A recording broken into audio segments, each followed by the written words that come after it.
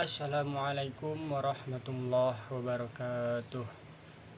Perkenalkan, nama saya Ari Iriana dari Prodi Manajemen Pendidikan Islam semester 4, mata kuliah Ilmu Pendidikan 2. Baik, di sini saya akan menjelaskan sedikit materi mengenai tentang hakikat pendidikan sepanjang hayat.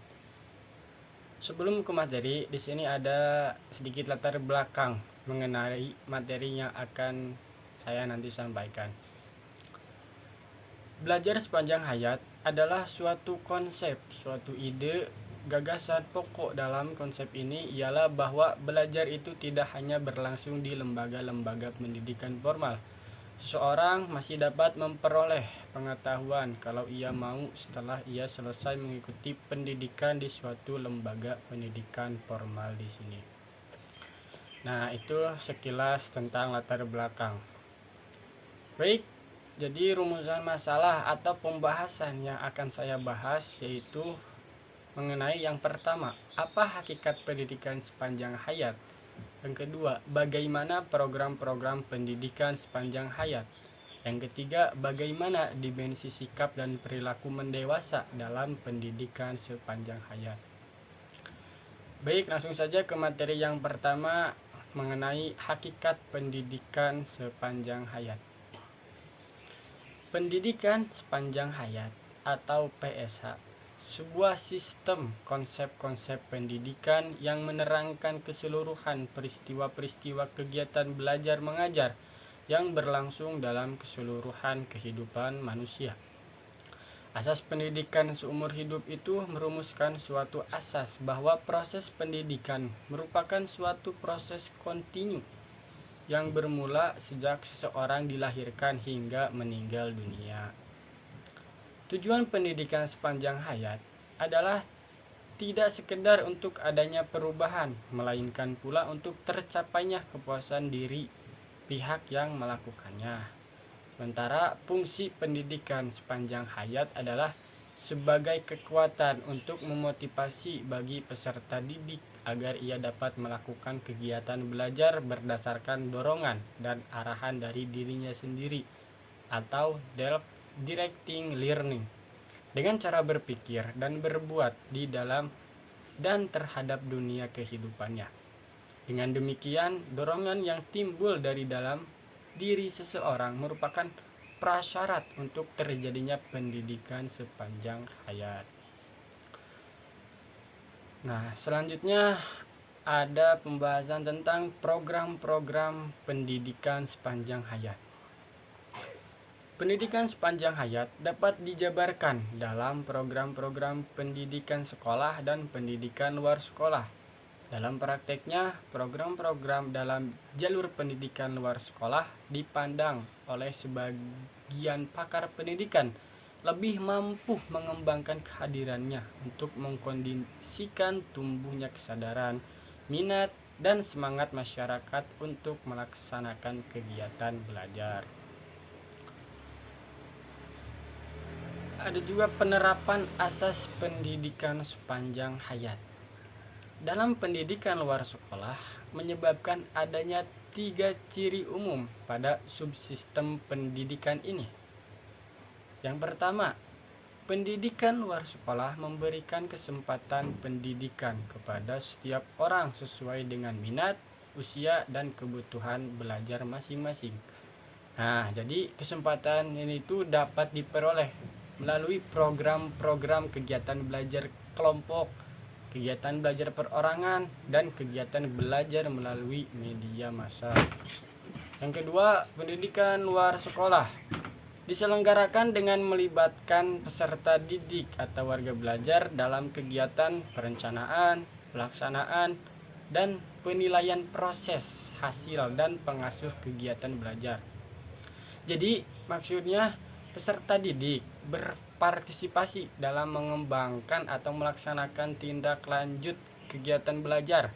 Pengembangan ini mengandung 2 tujuan, yaitu yang pertama, untuk memanfaatkan hasil kegiatan belajar bagi peningkatan taraf hidup peserta didik, seperti peningkatan pendapatan, kesehatan, pekerjaan, pembelajaran orang lain, dan keikutsertaan dalam membangun masyarakat.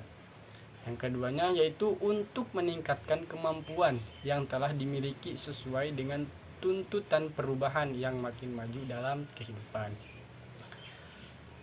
Sementara yang ketiga yaitu pendidikan luar sekolah memiliki tujuan-tujuan ideal yang terkandung dalam proses pendidikannya. Jadi maksudnya tujuan itu dijabarkan dalam proses kegiatan belajar yang mengarah pada upaya untuk menumbuhkan suasana kehidupan yang demokratis, peningkatan taraf hidup dan kehidupan peserta didik, serta masyarakat dapat mengembangkan perilaku peserta didik ke arah mendewasa. Nah, yang terakhir yaitu materi mengenai dimensi sikap perilaku mendewasa. Dimensi sikap dan perilaku mendewasa dalam asas pendidikan sepanjang hayat dibagi menjadi 15. Di mana diantaranya yang pertama yaitu 1. Perubahan dari sikap dan perilaku menggantungkan diri terhadap orang lain ke arah hidup mandiri.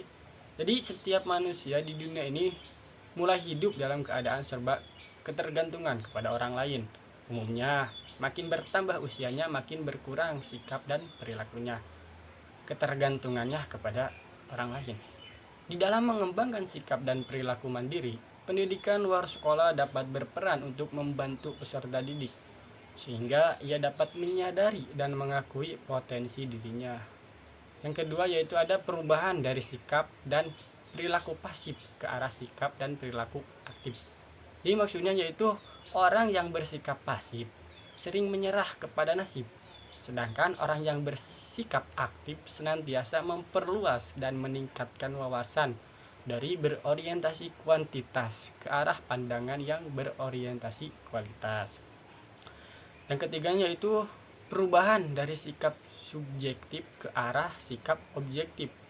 Jadi orang yang bersikap subjektif sering memandang dan mengharapkan orang-orang yang berada di lingkungan sekitarnya selalu memperhatikan kepentingan dirinya. Sedangkan orang bersikap objektif mampu melihat kenyataan dirinya dan memandang bahwa dirinya merupakan bagian dari lingkungan yang lebih luas. Yang keempatnya itu ada perubahan dari sikap dan perilaku menerima informasi ke arah memberi informasi. Maksudnya yaitu orang yang hanya menerima informasi cenderung memiliki kemampuan terbatas. Ia hanya mampu menyerap informasi tanpa memberikan kritik terlebih dahulu. Sedangkan orang yang mampu memberikan informasi cenderung untuk terampil dalam memperluas informasi yang telah diterima dan mampu mengolah informasi lain yang berkaitan. Yang kelimanya ada perubahan dari pemilikan kecakapan yang terbatas ke arah pemilikan kecakapan yang lebih tinggi. Jadi apabila seseorang telah mempelajari suatu pengetahuan atau keterampilan dan telah merasa berhasil, maka ia akan merasa puas dengan kemampuan yang dimilikinya dan menghentikan upayanya untuk menghentikan kemampuannya. Sedangkan seorang yang memiliki kecakapan tinggi, ia akan terus meningkatkan kemampuan yang ia miliki tanpa ada rasa puas, karena ia selalu merasa diri yang terbaik masih ada yang lebih baik lagi. Yang keenam yaitu ada perubahan dari tanggung jawab yang terbatas ke arah tanggung jawab yang lebih luas. Jadi dalam kehidupan modern terdapat kecenderungan bahwa seseorang yang mempunyai tanggung jawab terbatas tidak akan mampu untuk memecahkan persoalan secara tuntas. Yang ketujuh yaitu ada perubahan dari pemilikan minat terbatas ke arah pemilikan minat beragam. Maksudnya yaitu minat yang berkembang pada masa remaja dan masa dewasa pada dasarnya merupakan perluasan minat yang telah dimiliki pada masa anak-anak. Bagi orang mendewasa, kegiatan bersama orang lain itu dapat memperluas minat. Yang kedelapan ada perubahan dari sikap mementingkan diri sendiri ke arah mementingkan orang lain. Sejalan dengan perkembangan ke arah kedewasaan, anak mulai memperhatikan orang lain. Ia tidak hanya memperhatikan dirinya sendiri, melainkan mengarahkan sikap dan perilakunya ke dunia sekitarnya. Yang kesembilan ada perubahan dari sikap menolak kenyataan diri ke arah menerima keadaan diri. Maksudnya keadaan ini dapat merubah sikap seseorang yang awalnya ia kagum yang berlebihan terhadap dirinya sendiri menjadi penolakan terhadap sikap dan tindakan yang tidak memperoleh respon positif dari orang lain. Sikap untuk menerima kenyataan diri sendiri mengakibatkan seseorang dapat menerima, mengakui, dan menghargai orang lain. Yang ke-10 yaitu ada perubahan dari identitas diri yang beragam ke arah integritas diri. Yang ke-11 ada perubahan dari berpikir teknis ke arah berpikir prinsip. Nah, jadi pada diri seseorang yang berpikir prinsip akan lahir proses penalaran dalam dirinya, yang pada gilirannya ia akan mampu berpikir kreatif dan inovatif dalam memecahkan permasalahan yang dihadapinya.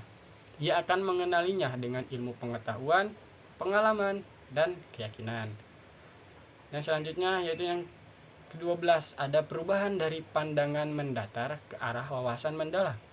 Jadi di dalam proses mendewasa sejalan dengan pertumbuhan fisik akan terjadi perubahan pandangan terhadap peristiwa-peristiwa yang terjadi.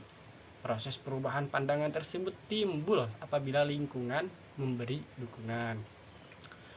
Yang ke-13-nya ada perubahan dari sikap dan perilaku meniru ke arah inovatif. Yang ke-14-nya ada perubahan dari sikap terikat oleh keseragaman ke arah tenggang rasa terhadap perbedaan. Sikap tenggang rasa menjadi prasyarat untuk membina keselarasan dan keseimbangan dalam kehidupan bermasyarakat, berbangsa, dan bernegara. Dan yang terakhir yaitu ada perubahan dari keterikatan kepada emosi ke arah tindakan rasional. Jadi pada zaman dahulu, hukuman sering dijadikan alat pengontrol tingkah laku seseorang. Sebaliknya, orang zaman sekarang atau modern atau disebut juga dengan orang mendewasa akan mampu berpikir rasional. Ia mampu memahami keadaan dan mengendalikan dirinya sendiri dalam berpikir tanpa dikuasai perasaan. Baik, mungkin itulah yang bisa saya sampaikan terkait materi hakikat pendidikan sepanjang hayat. Mungkin kurang lebihnya mohon maaf. Cukup sekian dari saya. Assalamualaikum warahmatullahi wabarakatuh.